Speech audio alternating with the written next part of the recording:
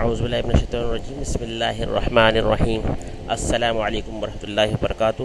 یہ افکار ملا جیون رحمۃ اللہ علیہ چینل کا لیکچر نمبر 5 ہے۔ جو لیکچر نمبر 4 جو علاج کرانا سنت کے حوالے سے جو تھا اس پر بہت سے لوگوں کے سوالات آ رہے تھے، تو اسی بنیاد پر انشاءاللہ لیکچر نمبر 5 کا لکھنے کا ارادہ کیا، اور اس پر ہی بیان ہوگا انشاءاللہ کہ اس میں جو سوالات والے یہ تھے کہ بھئی ہمیں جو ہے وہ ہم دین کا کام تو کر رہے ہیں، مگر ہم کسی کے کوئی نگراں کی کیا ضرورت ہے؟ دین کا کام ہم کیا خود سے نہیں کر سکتے؟ تبلیغ کا کام ہے، دعوت دینے کا کام ہے، لوگوں کو تدریس کرنے کا کام ہے، تصنیف کا کام ہے، اس کو ہم بغیر کسی نگراں خود سے کیوں نہیں کر سکتے؟ کوئی نگراں تو کا ہونا کیوں ضروری ہے؟ تو اس کا علاج کے جواب بہت سے جو مفکرین نے دیا ہے، اسی کا جواب یہاں بتاتے چلیں۔ بہت آسان سی بات ہے، اس میں کوئی فقہی بات نہیں بلکہ ایک کامن سینس کی بات اس میں بہت دیا رہی ہے۔ ایک بہت آسان سی ایگزامپل سے بات کو میں ثابت کرنے کی کوشش کروں گا انشاءاللہ، کہ جیسے وہ ایک صاحب ہیں، وہ دین کے تبلیغ کا کام بہت ذوق و شوق سے کرتے بھی ہیں، اور ان کو گھر والے بخوشی اجازت بھی دے دیتے ہیں آپ کو کہ آپ جو ہے دعوت تبلیغ کے کام کے لیے جا سکتے ہیں بخوشی۔ تو اب اس کے بعد یہ مرض نظر نہیں آ رہا، انسان کا اپنا مرض اس کو نظر نہیں آتا، تو وہ جو نگراں ہوگا وہ کسی راستے کے ذریعے سے گھر والوں سے معلومات کروائے، اسے پوچھے کہ بھائی آپ بخوشی اجازت کیوں دے دیتے ہیں، کیا وجہ ہے اس کے پیچھے؟ تو وہ اب اس کا جواب یہ دیتے ہیں کہ ہم اس بخوشی اجازت اس لیے ان کو دے دیتے ہیں کہ جب تک یہ گھر سے باہر رہتے ہیں گھر والے سکون سے رہتے ہیں۔ تو یہ ہے مرض، یہ مرض ایسے نہیں پتہ چل سکتا، اس لیے نگراں کی ضرورت ہے کہ جب تک انسان اپنے اندر کا مرض اس کے اپنے گھر والے بھی اس کو بتانے سے کتراتے ہیں،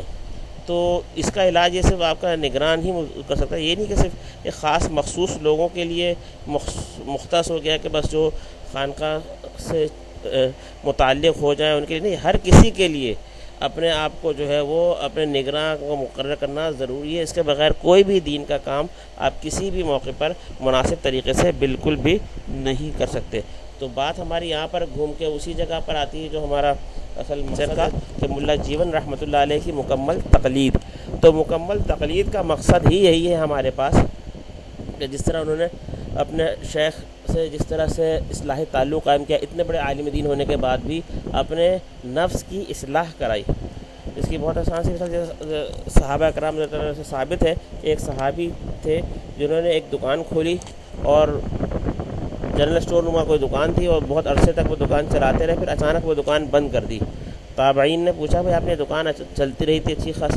اچھا خاصا کاروبار تھا، آپ نے بند کیوں کر دیا؟ تو انہوں نے کہا کہ بھائی میں نے حضور اکرم صلی اللہ تعالیٰ وسلم کی ایک سنت کی ان کے عمل کی پیروی کرنے کی کوشش کی تھی۔ حضور اکرم صلی اللہ علیہ وسلم سے سنا تھا کہ اگر کوئی گاہک آپ کے پاس کوئی سامان لے کر کے آئے اور آپ اس کو واپس کر کے اس کی رقم اس کو واپس کر دو تو یہ بہت بڑا اس کا اجر ہے دنیا میں اور آخرت میں بھی۔ تو میں صرف اسی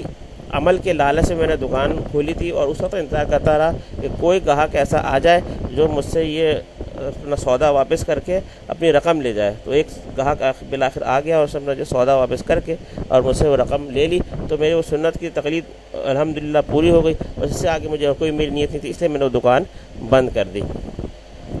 تو اس نیت کو لے کے دیکھ چلے کہ انشاءاللہ اس طریقے پر ہم چلیں گے تو انشاءاللہ دین کا کام ہم کر سکتے ہیں۔ دین کا کام آپ کا نگراں جو ہوگا وہ آپ سے سوال کرے گا، بھائی تمہاری دکان ہے، تم دین دار بھی ہو، تو بتاؤ کیا اس طرح کوئی گاہک آتا ہے تو تم اس کو دکان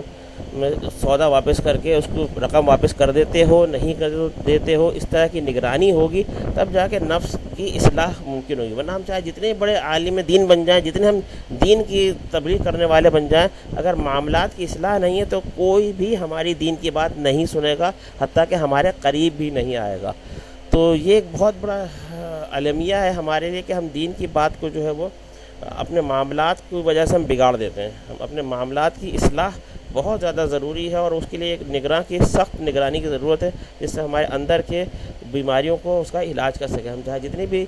دین کی تعلیم حاصل کر لیں، جتنے شیخ الحدیث بن جائیں، مگر جب تک ہمارے اپنے معاملات کی اصلاح نہیں ہوگی اس وقت تک کوئی بھی ہمارے دین کے قریب نہیں آئے گا۔ اس کی یہی اصل راہ ہے کہ ملا جیون رحمۃ اللہ علیہ کی مکمل تقلید، کہ جس طرح سے وہ دہلی کی جامع مسجد میں نماز پڑھایا کرتے تھے، کیا ہمارا نماز کا انداز ویسے ہی ہے؟ سال بھر کے معمولات کیا تھے، کیا ہمارے معمولات بھی ویسے ہی ہیں؟ کس طرح کسی خاص مہینے میں کوئی ایسا معمول تھا ان کا، کوئی کسی قسم کا کوئی سڑک پر آ کر کے کوئی ایسے معمولات کرتے تھے، کوئی دین کا کام، دینی کوئی بھی تقریب کہاں کرتے تھے اور کس طریقے سے ان کے کوئی دینی اجتماعات کرتے تھے، اس پر انشاءاللہ یہ ضرور اس کا سلسلہ ہو کہ کوئی کس طریقے سے وہ ان کا جو ہے سال بھر محرم سے لے کر کے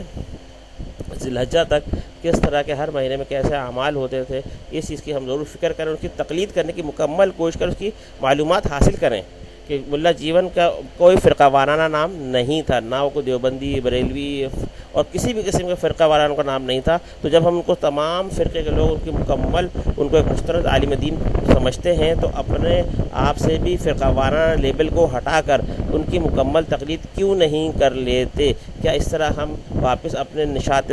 ثانیہ کو واپس حاصل نہیں کر سکتے؟ اپنے کھوئے ہوئے مقام کو، مسلمانوں کی جو اصل حکومت تھی، کیا اس کو ہم واپس حاصل نہیں کر سکتے؟ تو اصل مقصد ہمارا یہی تھا۔ لیکچر کے انشاءاللہ 5 منٹ مکمل ہو گئے، تو بس انشاءاللہ اسی بات کو کہہ کے ہم اس لیکچر کو ختم کرتے ہیں۔ وآخر دعوانا الحمد للہ رب العالمین۔